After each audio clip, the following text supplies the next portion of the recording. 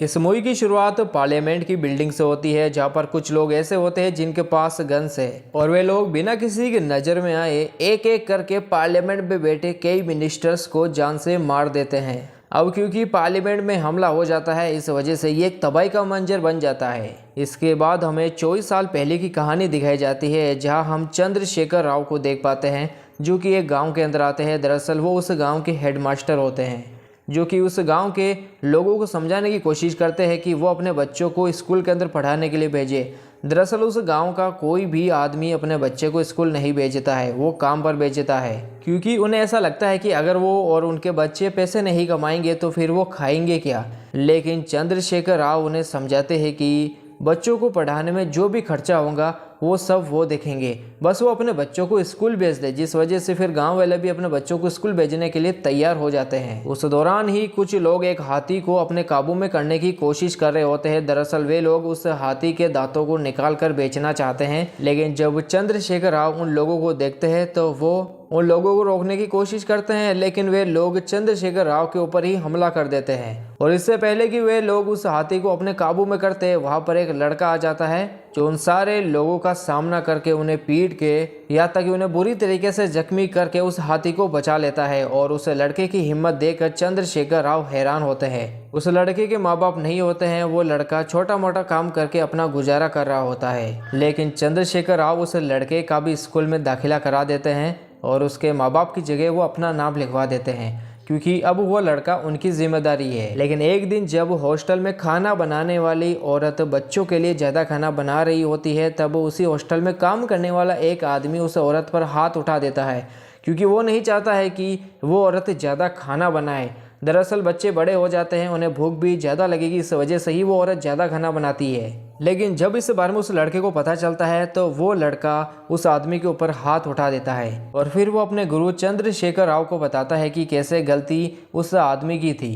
दरअसल जब भी उस लड़के के साथ कुछ गलत होता है तो वो चुप नहीं बैठता है और उस लड़के की विचारधाराएं भी काफ़ी ऊंची होती है, क्योंकि वो किताबें ही ऐसी देशभक्ति वाली पढ़ता है। और चंद्रशेखर राव को उस लड़के की हिम्मत देखकर, उसकी आइडियोलॉजी को देखकर उन्हें ये पता चल जाता है कि वो लड़का अपनी लाइफ में काफ़ी आगे जाने वाला है। वो लड़का महात्मा गांधी के साथ भगत सिंह की राह पर चलने वालों में से एक है।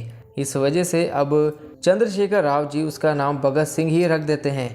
लेकिन वो लड़का उन्हें कहता है कि लोग उसके पापा को उस्ताद कहा करते थे, इस वजह से चंद्रशेखर राव जी उसे कहते हैं कि अब उसका नया नाम है उस्ताद भगत सिंह। लेकिन एक दिन उस गांव के अंदर मुख्यमंत्री जी आते हैं, जो चंद्रशेखर राव जी को बोलते हैं कि उन्हें राजनीति में आ जाना चाहिए, पॉलिटिक्स ज्वाइन कर लेनी चाहिए, क्योंकि उनके गांव के अंदर काफ़ी चाहने वाले हैं, साथ ही लोग उनकी बड़ी इज्जत करते हैं। लेकिन चंद्रशेखर राव जी को राजनीति में कोई इंटरेस्ट नहीं है। लेकिन जब मुख्यमंत्री जी उन्हें ये कहते हैं कि अगर वो राजनीति में आ गए तो वो और ज़्यादा लोगों की मदद कर सकते हैं, इस वजह से फिर चंद्रशेखर राव जी भी राजनीति में जाने का सोच लेते हैं। इस वजह से फिर वो गांव को छोड़कर जाने लगते हैं। लेकिन वो उस लड़के को कहते हैं कि वो जब भी उस लड़के को बुलाएंगे, यानी भगत सिंह को बुलाएंगे, तो उसे उनके पास आना ही होगा। इसके बाद फिर हमें 24 साल बाद का सीन दिखाया जाता है, जहां हम देख पाते हैं कि अब चंद्रशेखर राव जी एक चीफ मिनिस्टर है, वो सीएम बन चुके हैं। लेकिन जब वो एक शादी में जाते हैं तो तभी उस दौरान ही उनके ऊपर हमला हो जाता है, उनके ऊपर गोलीबारी चल जाती है, जिस वजह से उनकी फिर कंडीशन काफ़ी क्रिटिकल हो जाती है। हालांकि वो जान से तो नहीं जाते हैं, लेकिन फिर भी उनकी हालत अब गंभीर है और फिर बाद में उन्हें एक सेफ जगह भेज दिया जाता है और जहां पर अब उनका इलाज चल रहा है। अब चंद्रशेखर राव की जगह एक दूसरे पॉलिटिशियन को सीएम बनाया जाता है टेम्परेरी तौर पर, लेकिन उनकी भी एक्सीडेंट में मौत हो जाती है। जिसके बाद फिर उस पॉलिटिशियन के बेटे को सहानुभूति देने के लिए, सिंपैथी देने के लिए एक बहरम पॉलिटिशियन चड्डाला मरी नल्ला नगप्पा आता है, जो उस मरे हुए पॉलिटिशियन के बेटे को बताने लगता है कि पहले वाले सीएम पर जो हमला हुआ था वो उसने ही करवाया था, यहाँ तक कि उसके पिताजी पर भी हमला उसने ही किया, उसने ही उनको एक्सीडेंट करवा के मारा है। ये सुनने के बाद उस पॉलिटिशियन के बेटे के पसीने छूटने लगते हैं।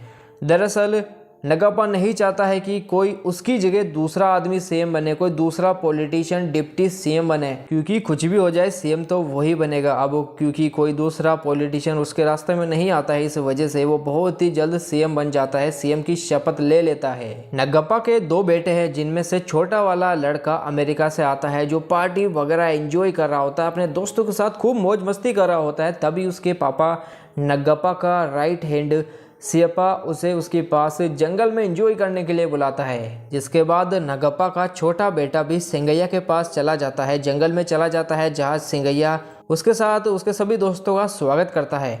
लेकिन वहाँ पर सिंगैया नगप्पा के छोटे बेटे को बताता है कि कैसे उनका ड्रग्स सीआई केशव ने जब्त कर लिया है, वो भी 25 टन। ये सुनने के बाद नगप्पा के छोटे बेटे को काफ़ी गुस्सा आ जाता है और यही बात बताने के लिए सिंगैया उसे यहाँ पर बुलाता है।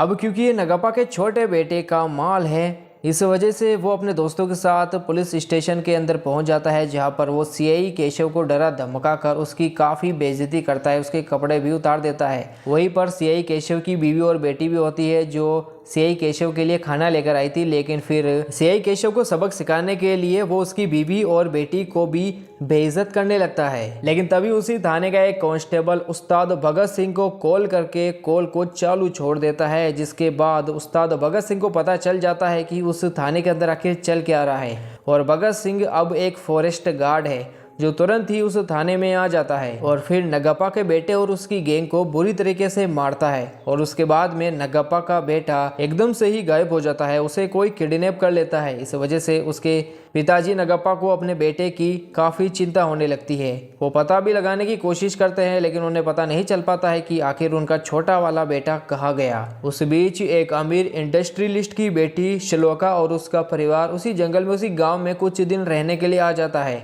और भगत को ही उनका स्वागत करने और उनके रहने को आरामदायक बनाने का काम सौंपा जाता है। हालांकि उस दौरान हमें ये पता चलता है कि श्लोका अपने बॉयफ्रेंड गोपी को भूलने के लिए ही वहाँ पर आई है। वो अपनी थेरेपी, जंगल में थेरेपी करने के लिए वहाँ पर आई है। दरअसल उसका अपने बॉयफ्रेंड गोपी के साथ ब्रेकअप हो जाता है, इसी वजह से वो अभी डिप्रेशन में है और उसको बुलाने के लिए ही वो वहाँ पर आई है। और जब इस बारे में भगत को पता चलता है तो वो बहुत ही कम समय के अंदर अपने दोस्तों के साथ मिलकर श्लोका की मदद करता है और उसके बॉयफ्रेंड गोपी को भुला देता है। उस दौरान हमें यह भी पता चलता है कि भगत ही वो आदमी है जिसने नगप्पा के बेटे को किडनैप करके अपने पास बंदी बना के रखा है। और जब नगप्पा को अपने बेटे की किडनैपिंग के बारे में पता चलता है तो फिर वो तुरंत ही अपने बेटे को ढूंढने का काम मियाँ भाई को देते हैं, जो एक बेहरम लीडर है जो हैदराबाद के अंदर रहते हैं। और फिर मियाँ भाई ये काम एक आतंकवादी अजमाल रहीम को दे देते हैं और फिर अजमाल भाई ये काम फैजल को दे देते हैं, जो अजमाल रहीम को अपना गुरु मानता है और वो कैसे भी अजमाल भाई से मिलना चाहता है। इस वजह से वो उनके इस काम को करने के लिए और नगप्पा के छोटे बेटे को ढूंढने के लिए तैयार हो जाता है। सबसे पहले फैजल सिंगैया के पास चला जाता है, जहाँ पर सिंगैया फैजल को सीआई केशव के घर पर ले जाता है, जहाँ से उन्हें यह पता चलता है कि नगप्पा के छोटे बेटे को भगत सिंह ने किडनैप किया है। इस वजह से फिर सिंगैया फैजल के साथ मिलकर श्लोका को पकड़कर उसे अपने पास बंदी बना लेते हैं, क्योंकि उन्हें पता है कि श्लोका को बचाने के लिए भगत सिंह आएगा ही। फिर सिंगैया फैजल और उसकी गैंग को उस जगह, उस इलाके में ले जाता है जहाँ पर भगत ने नगप्पा के छोटे बेटे को बंदी बनाकर रखा है। और उसके बाद में फैजल की गैंग भगत को भी बंदी बनाकर वहाँ पर लेकर आ जाती है। लेकिन जब मियाँ भाई को ये पता चलता है कि नगप्पा के छोटे बेटे को किडनैप करने वाला आदमी भगत सिंह है, तो वो उसे देखकर हैरान हो जाते हैं, डरने लगते हैं, घबराने लगते हैं